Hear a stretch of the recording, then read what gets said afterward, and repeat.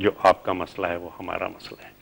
دوسرے یہ کہ جو کچھ بھی ہم کر سکتے ہیں وسائل کی شکل میں یا آپ کے صوبے کے ساتھ جو ناانصافیاں ہوتی رہی ہیں مالی اس پہ وہ اس کو دور کرنے کے لیے, اور این ایف سی کے بعد ان کا بجٹ کوئی تگنا جو ہے وہ ہو گیا ہے. بہرحال ان کے جو قدرتی وسائل تھے ان کے اوپر بھی ان کا کنٹرول آیا جو کہ ایک جائز بات تھی اور جو کہ بالکل. تو پھر بلوچستان کیوں لڑ رہا ہے لیکن یا ناراض کیوں ہے؟ میں آپ سے یہی عرض کر رہا ہوں کہ اسٹیبلشمنٹ کی جو پالیسیاں ہیں کوئی بھی غربت کی وجہ سے نہیں لڑے گا. میں آپ کو بتا پارلیمنٹ سے کیوں نہیں آپ لوگ بنواتے؟ لیکن میں آپ سے یہ عرض کر رہا ہوں کہ غربت کی وجہ سے غربت آدمی برداشت کر سکتا ہے, لیکن یہ جو ہو رہا ہے کہ آج ایک آدمی گھر سے گیا اور غائب ہو گیا اور 2 مہینے بعد اس کی لاش ہمیں کہیں ملی, یہ سب سے بڑا مسئلہ ہے. اور یہ ہمیں سب کو متحد ہو کے اسٹیبلشمنٹ کے سامنے مضبوطی سے کھڑے ہو کے کہنا پڑے گا کہ جی یہ نہیں ہوگا, اور اس کے لیے ہمیں ریزسٹ کرنا پڑے گا. میں تمام پڑے گا کب؟ کرنا چاہیے 4 سال میں تو آپ کو کرنا چاہیے تھا نا, آپ تو حکومت میں ہیں. نہیں, میں نے عرض کیا کہ جی حکومت بالکل, لیکن اس کے لیے ہمیں پورے پارلیمنٹ کا ایک وہ چاہیے. ہمیں تو آپ کو پارلیمنٹ میں اکثریت نہیں ہے اس مسئلے پہ بلوچستان کی؟ ہمیں ہر ایک کا ہمیں سپریم کورٹ آف پاکستان کا, میں آپ سے کہتا ہوں سپریم کورٹ آف پاکستان جو ذرا سی بات کے اوپر ہمیں بلا کے کھڑا کر دیتا ہے, سپریم کورٹ آف پاکستان ان کو کیوں نہیں کھڑا کرتا؟ وہ اس لیے کہ ایک پاور ایکویشن ہے, ایک پاور امبیلنس ہے. چلیے سپریم کورٹ ہے مگر آپ پارلیمنٹ سے تو میں آپ سے عرض کروں کہ دیر از اے امبیلنس. یہ جو ایک آمریت رہی ہے اس کو بیلنس کرنے کے لیے آپ پارلیمنٹ کی طاقت کو کیوں نہیں استعمال کر رہے ہیں سر؟ یا پارلیمنٹ جیسے لوگ کہہ رہے ہیں, آپ کے مخالفین کہتے ہیں کہ صرف ربر سٹیمپ. مجھے یاد نہیں کہ پارلیمنٹ کتنے دن ہٹا, کتنی دفعہ فولڈ کی گئی ہے, مجھے یاد نہیں, شاید آپ کو نمبر یاد ہو, لیکن یہ کہ کتنی دفعہ فولڈ کی گئی ہے پارلیمنٹ, اور کتنی دفعہ فولڈنگ آف دا پارلیمنٹ جو ہے وہ سپریم کورٹ آف پاکستان نے جسٹیفائی کی ہے. مگر بلوچستان کے مسئلے پہ تو اب میں آپ سے کہتا ہوں بالکل بلوچستان کے مسئلے پہ بات کریں. ایک ایڈونچرزم کا طریقہ ہے.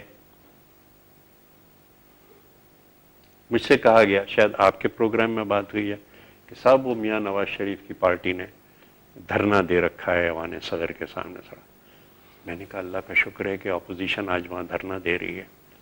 آصف زرداری یا میں یا رضا ربانی تو اس سڑک سے گزر نہیں سکتے تھے.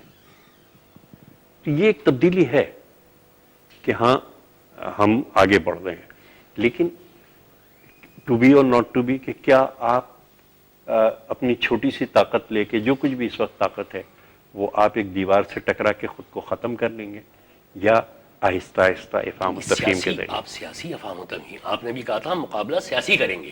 اگر اسٹیبلشمنٹ بقول آپ کے کچھ کر رہی ہے, آپ کو پتہ ہے کیا کر رہی ہے, تو آپ سیاسی طور پہ اس کا مقابلہ نہیں کر سکتے. بلوچ عوام سے آپ ڈائیلاگ شروع کرنے کو تو کوئی آپ بلوچ عوام سے ڈائیلاگ کب کا شروع ہو چکا؟ کہاں ہو رہا ہے سر بلوچ عوام سے ڈائیلاگ؟ بالکل پہلا صدر ہے کہ جس نے جا کے معافی مانگی. وہ تو یہ کہتے ہیں ہمیں معافیاں نہیں دو, ہمارے مسائل تو حل کرو. یہ مسئلہ جو ہے سب سے بڑا یہ ہے, حقوق تو دو. سب سے بڑا یہ ہے. اور دیکھیں نا, میرا صوبہ سندھ ہے اور میرا صوبہ بلوچستان ہے, خاص قربت ہے ہمیں ان دونوں صوبوں سے. باقی سارے پاکستان کے صوبے ہمارے سر آنکھوں پہ, ان سے خاص قربت. لیکن یہ کہ جو اسٹیبلشمنٹ نے جو طریقہ کار وہاں پہ جاری رکھا ہے, اس طریقہ کار کو ختم ہونا چاہیے, اور وہ طریقہ کار سب سے بڑا مسئلہ ہے. آپ بلوچستان کو جو بھی مالیاتی حقوق دینے تھے, جو بھی یہ دینے تھے, اور جو بھی سب کو دینے تھے, وہ ان کو بھی مل رہے ہیں, اور ان کے پاس وسائل کی اس وقت خدا کا شکر ہے کہ کمی نہیں ہے. آبادی کم ہے, وسائل بہت ہیں, وہ اپنے حالات کو بالکل آرام سے ٹھیک کر سکتے ہیں. ہمیں اگر کوئی اس میں کوشش کرنی ہے یا ہماری خدمات کی ضرورت ہے تو ہم حاضر ہیں, لیکن وہ خود اس قابل ہیں کہ وہ اس کو چلا سکتے ہیں. بڑی چیز یہ ہے کہ یہ اسٹیبلشمنٹ کی جو پالیسیز رہی ہیں 50-60 سال سے, ان کا خاتمہ بلوچستان کے آپ اگر حکومت میں رہ کے اس کا سولوشن نہیں تلاش کر سکے, یہ حکومت میں ہم اپوزیشن میں رہتے اور یہ شکوہ کرتے تو بجا تھا. حکومت میں رہ کے آپ کو پتہ چلتا ہے کہ آپ کیا کر سکتے ہیں اور کیا نہیں کر سکتے. اور وہی میں نے کہا کہ کہنا بڑا آسان ہوتا ہے, حکومت آپ کو اتفاق رائے سے چلانی ہوتی ہے. حکومت میں رہ کے بی بی صاحبہ ایک دفعہ کہنے لگی مجھ سے کہ کیا ضرورت ہے فیڈرل گورنمنٹ بنانے کی, فوج کی سنو تو امریکہ کی سنو تو ورلڈ بینک کی سنو تو اس کی سنو تو اس کی سنو. اب یہ جو ہے کہ آپ کو جو اتفاق رائے کرنا ہوتا ہے اور جس طریقے سے چلانا ہوتا ہے، اور آپ کی حکومت بننے سے پہلے جو اس کو گرانے کے لیے کام شروع ہو جاتے ہیں، اب یہ ہے کہ آپ آہستہ آہستہ بڑھ رہے ہیں، بڑی سست رفتار سے آپ بڑھ رہے ہیں. حکومت میں جو لوگ ہیں ان سے زیادہ کوئی نہیں چاہے گا کہ اس کو جلد از جلد کنٹرول کیا جائے، کیونکہ اس میں ان کی فضیلت ہے، اس میں ان کی کامیابی ہے. لیکن اس سے زیادہ تیز رفتار سے بڑھ کے آپ ڈیموکریٹک سسٹم کو فولڈ کرا لیں، یا یہ کہ آہستہ آہستہ بڑھ کے اس کو مضبوط کرتے کہیں ایسا تو نہیں ہے کہ پاکستان میں جمہوریت بہت کم رہی، زیادہ تر وقت جو ہے مارشل لاء میں اور اس میں گزر گیا، تو جمہوری سیاسی جو پارٹیاں جو جمہوریت پہ یقین رکھتی ہیں انہوں نے اپوزیشن کی سیاست زیادہ کی ہے. کچھ تجزیہ کار یہ کہتے ہیں کہ وہ جو جینز میں آ جاتا ہے نا سیاسی پارٹیوں کے، ان کے ورکرز کے، ایک اپوزیشن کی سیاست کرنا، تو جب انہیں حکومت کرنے کا موقع ملتا ہے تب بھی وہ اپوزیشن کی سیاست کرنے کی کوشش کرنے لگتے ہیں، کیونکہ وہ مائنڈ سیٹ ذرا سا اس طرح کا بن چکا ہوتا ہے. آپ حکومت اور اپوزیشن کی بات نہ کیجیے. جو ہمارے سماج میں تقسیم ہے وہ یہ نہیں ہے کہ کون کس سیاسی جماعت کا ہے. سماج ایک طبقاتی سماج ہے، اور اس میں ایک طرف اشرافیہ ہے اور دوسری طرف ملک کے عوام ہے. اچھا، اشرافیہ ہمیشہ یہ کوشش کرتی رہی ہے کہ وہ چور دروازے سے اقتدار پہ قبضہ کرے، اور اس کے لیے جو وہیکلز بنے ہیں وہ اسٹیبلشمنٹ کے یا ریاست کے غیر منتخب ادارے میں کہہ سکتا ہوں وہ بنے ہیں کہ ان کے پاس طاقت ہے، اور اشرافیہ ان کے ذریعے جو ہے آئی ہے. اب بھی اشرافیہ کی کوشش یہی ہے کہ ان اداروں کے ذریعے، یعنی کھل کے اگر اخبارات یہ لکھتے ہیں کہ جی سپریم کورٹ کو ختم کرنا چاہیے اس حکومت کو، اور میں اگر محترم سپریم کورٹ کے سامنے کھڑے ہو کے خود ہی عرض کرتا ہوں ان سے کہ جناب علی میرے خلاف تو یہ 386 پیج ہیں اور اس میں ایک لفظ ایسا نہیں ہے کہ جو اس زمرے میں آتا ہو توہین کے. یہ جو میں آپ کو اتنی چیزیں دے رہا ہوں اور جو آپ خود روز دیکھتے ہیں رائٹ ونگ کی طرف سے، اشرافیہ کی طرف سے، ان کو آپ ٹھیک ہے یہاں نہ بلائیے، ایک تنبیہ کر دیجئے کہ صاحب یہ چیز جو ہے یہ نہیں ہونی چاہیے. عدالت کا کام یہ نہیں ہے کہ حکومت کو گرائے یا کچھ کرے یا یہ کرے یا وہ کرے. آپ اس قسم کی ایک تنبیہ کر دیجئے. دوسرا یہ کہ ہر ادارے کو اپنے ادارے کو ٹھیک کرنا ہے، تو ذرا سا آپ دوسری کو ٹھیک کرنے کے بجائے ذرا سا یہ دیکھ لیجئے کہ عدالتی نظام میں نیچے کیا ہو رہا ہے کس طریقے سے. تو عوام کو بہت بڑا ریلیف مل جائے گا کہ اگر ہم اپنے اس کو ٹھیک کر لیں، بجائے اس کے کہ آپ کہیں جی فلاں ٹھیک ہو جائے. یعنی میں جماعت اسلامی کو ٹھیک کرنے نہیں جا رہا، میں پاکستان مسلم لیگ کو ٹھیک کرنے نہیں جا رہا. پاکستان مسلم لیگ جتنی خراب ہو میرے فائدے کی بات، میں اپنی پارٹی کو ٹھیک کرنا میری ذمہ داری ہے. اس میں کہاں تک کامیابی ہوتی ہے کہاں تک نہیں ہوتی، لیکن میرا اصل کام یہ ہے کہ میں یہاں بیٹھا ہوں سیکرٹری جنرل کو اپنی پارٹی کو صحیح چلانا ہے. تو یہ چیز جو ہے یہ اداروں پہ بھی ہے کہ فوج اپنے آپ کو ٹھیک کرے اور اس میں جو خرابیاں دیکھ رہی ہے اس کو دور کرے. انٹیلیجنس ایجنسیز اپنے آپ کو صحیح کرے.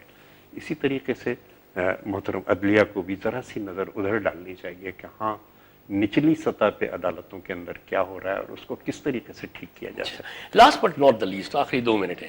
فرینڈز آف پاکستان بنی اور بڑے وعدے وعید ہوئے، کوئی $4.5 بلین کے ہوئے، اور پچھلے بجٹ میں اس کو ایڈ بھی کر لیا گیا، مگر وہ تو $1 بھی نہیں آیا، بلکہ انہوں نے یہ سجیشن دے دیا کہ IMF سے قرضہ لے لیجیے گا. آپ نے عشق کیا ہے، تو یہ تو بڑی فیلیور ہے نا. آپ نے عشق کیا ہے، مطلب کوئی انسان ظاہر کیا ہے، کوئی شریف آدمی ایسا ہے جس نے نہ کیا ہو. وعدے بھی ہوئے ہوں گے، وعدے ہوئے ہوں گے، لیکن جو بھی ذرا سی عقل رکھتا ہے وہ ان وعدوں پہ اعتبار نہیں کرتا. لیکن اور یہاں پہ تو کیا، اور دوسرے اتنا کیا کہ بجٹ میں ہم نے رکھا، رکھ دیا، بجٹ میں ہم نے رکھا، لیکن اگر وہ پیسہ نہیں آ رہا اور اس کے باوجود ہماری بجٹ چل رہا ہے، وہ 5واں بجٹ ہم پیش کر رہے ہیں، کس طرح سے چل رہا ہے. مہنگائی دیکھیے کہاں چلی گئی ہے، انفلیشن دیکھیے کہاں چلا گیا ہے. پیٹرول کی پرائسز آپ دیکھیے 95 لیٹر، انفلیشن 30% تھا، اب 9.6 ہے. ابھی اسٹیٹ بینک کا جو آیا تھا کہ وہ فردر 18% تک اگلے 10.1 میں وہ انہوں نے 10.1 کہا ہے جون میں. نہیں اتنے آگے تک نہ جائیں، انہوں نے 10.1 جون کہا. لیکن پارلیمنٹ نے متفقہ فیصلہ دے دیا اور آپ ٹس سے مس نہیں ہو رہے. اگر آپ اس پہ آ جائیں، اسٹیٹ بینک نے لکھا کیا ہے، it has been brought down from 30% to 9.6% in this half year. تو یہ جو چیز ہے کہ اس ٹرینڈ کو کس طریقے سے اریسٹ کیا اس کے لیے، اور اس میں ہوتا کیا ہے. میں نے آپ سے کہا کہ جنگ کتنا بوجھ ڈال رہی ہے، مالی بوجھ، جو جانی بوجھ ہے وہ 40,000 کا ہو چکا ہے. نہیں، اس میں سے کتنی ملتی ہے، کب ملتی ہے، یہ بھی آپ کے سامنے. سیلاب سے کیا تباہ کاری ہوئی ہے وہ بھی آپ کے سامنے. جو بین الاقوامی دام بڑھ گئے پیٹرولیم کے اور کروڈ کے. سر دیکھیے وہاں پہ پچھلے 4 سال میں 15% ان ٹوٹل بڑھے، اور پاکستان میں اوور 51% بڑھ چکے ہیں. یہ اتنا بڑا ایک گیپ ہے، اور یہ تو اتنا بڑا ایک سبجیکٹ ہے. 4 سال میں 15% بڑھے ہیں، لیکن وہ 4 سال پہلے جب ہماری حکومت آئی تھی، کیا وہ 40 سے 140 نہیں پہنچ گئے؟ وہ تو پہنچ گئی، عوام نے اس کے بھی پیسے دیے، اب ہم نے آہستہ آہستہ ٹرانسفر کیا اس کو. نہیں سر، بیچ میں تو کئی مرتبہ ڈراپ آیا ہے، 18% ڈراپ آیا ہے، آپ نے 5% ڈراپ کیا ہے. تو یہ تو ایک وہ سوال ہے کہ ہم یہ حق بجانے میں پوچھنے میں کہ وہ پیسہ جو کہاں گیا. پیٹرولیم کی بات ہے، ظاہر ہے کہ اگر آپ کے پرائس کم ہو یا پرائس زیادہ ہو، ایوری روپیز اکاؤنٹڈ فار. ایسا تو نہیں ہوتا کہ اکاؤنٹ ہی نہیں ہے، کوئی جیب میں رکھ کے چلا جاتا ہے جو آپ پیٹرول کے پیسے دیتے ہیں. لیکن یہ کہ پیٹرولیم کی پالیسی جو ہے وہ کس طریقے سے اس کو بڑھایا جائے اور کیا اس کا علاج کیا جائے، اور باہر کی جو ہماری امپورٹ ہے اس پہ اپنا دار و مدار کس طریقے سے کم کیا جائے، اور جو ہمارے انڈیجنس فیول ہیں کس طریقے سے کیوں نہیں ہوئے. دیکھیے آج آپ کا کوئلہ آپ کے ہاتھ میں ہوتا، جو آپ 97 کے اندر آپ نے ڈگنگ شروع کی، اور جو ہمارے کیپ اپ کر دیا گیا، جو کیپ اپ کر دیا گیا بی بی کی حکومت کے بعد. بی بی کی حکومت کے بعد، تو آپ کی یہ فرنس آئل کی امپورٹ نہیں ہوتی. اور اب یہی ہے کہ ہاں جلد از جلد وہ جو 3 پاور پلانٹس ہیں ان کو سامنے لایا جائے. جو گیس کے ہمارے ویلز ہیں ان پہ ڈیہائیڈریشن اور پیوریفیکیشن کا کیا جائے. اگر کچھ امپورٹ کرنی ہے تو ہمیں مغرب سے نہیں کرنی ہے، حالانکہ ایران بھی مغرب میں ہے، ہمیں وہاں سے یا شمال سے ہمیں امپورٹ کرنی ہے گیس. جی ہاں، ایک سختیاں ہیں، مگر صورتحال کا کوئی مثبت یعنی یوں کے لیے حل نکل ہی آئے گا. Your optimistic? نہیں، میں اس پہ نہیں کہتا، یہ جذباتی بات نہیں ہے، عقلی بات ہے کہ ہاں فلاں جگہ اتنی گیس ہے، فلاں جگہ اتنی گیس ہے، اتنے سرمایہ کی ضرورت ہے تو ہمارے پاس یہ ہو جاتا ہے. اتنے ٹن ہمارے پاس کوئلہ ہے، اس پہ ہم یہ کر چکے ہیں کہ گیسیفیکیشن کی کیا پروجیکٹ ہے، یا جو وہاں نجی شعبے کے اندر 3 اور پلانٹس لگ رہی ہیں ان کی کیا. بلکہ میں تو آپ سے کہوں گا کہ تھوڑا سا ایک وہاں پہ جا کے ذرا ان پروجیکٹس کو دیکھیے، تھوڑا سا ان پہ بھی پریشر پڑے گا کہ جلدی جلدی اس کو سروے کریں گے. تاج صاحب پروگرام کا وقت ختم ہو گیا جی، تو چاہ رہا تھا کہ اور گفتگو کریں لیکن وہ بالکل وقت میں گنجائش ہی نہیں رہی ہے. لیکن اس وعدے کے ساتھ کہ انشاءاللہ اگلی پھر نشست میں ضرور بیٹھیں گے اور آپ سے اسی طرح استفادہ کریں گے. Thank you very much. میری عزت افزائی ہے، معاف کیجیے میں وقت نہیں نکال پایا، آپ نے پہلے ہی بلایا. ہماری ہے، آپ تشریف لائے. تھینک یو ویری مچ سر. خواتین حضرات، محترم تاج صاحب، گفتگو بلا تبصرہ ہے، اور میں نے آج تاج صاحب کو زیادہ ٹوکا بھی نہیں، کیونکہ میں یہ چاہ رہا تھا کہ کھل کے پارٹی پالیسی جو بھی ہے یا جو بھی برین ہے وہ بھی تو پڑھیں، کیونکہ آپ بھی سنیں میں بھی سنوں. ہم ریئیکشنز دینے میں تو بہت تیز ہوتے ہیں فوراً کسی بات کی نگیشن میں، لیکن دوسرے کا نقطۂ نظر سننا جو ہے میرے لحاظ سے بہت ضروری ہے. ان کا نقطہ نظر آپ نے سنا ہے اپنے ای میل سے، لیکن میں نے کسی کی برائی نہیں کی ہے. نہیں صاحب، میں تو آپ کی پالیسیز کی بات کر یہ رہا کوئی تھا. دائیں بازو کا ہوتا تو پتہ نہیں کیا کیا نہیں، میں تو ہمارے لیے کہتا پالیسیز کی بات کر رہا تھا. ای میل ضرور بھیجیے گا اس پروگرام کے متعلق، اپنی رائے سے ضرور آگاہ کیجیے گا. اسی طرح سے اگلی کسی نشست میں تاج صاحب سے پھر ملاقات ہوگی. تب تک کے لیے اپنا خیال رکھیے گا. اگلے پروگرام تک کے لیے خدا حافظ. ہر ایک الامر کو صدا دو کہ اپنی فرد عمل سنبھالے. اٹھے گا جب جم میں سر فروشاں، پڑیں گے دار و رسن کے ڈالے. کوئی نہ ہوگا جو بچا لے، جزا سزا سب یہیں پہ ہوگی. یہیں عذاب و ثواب ہوگا، یہیں سے اٹھے گا شور محشر، یہیں پہ روز حساب ہوگا.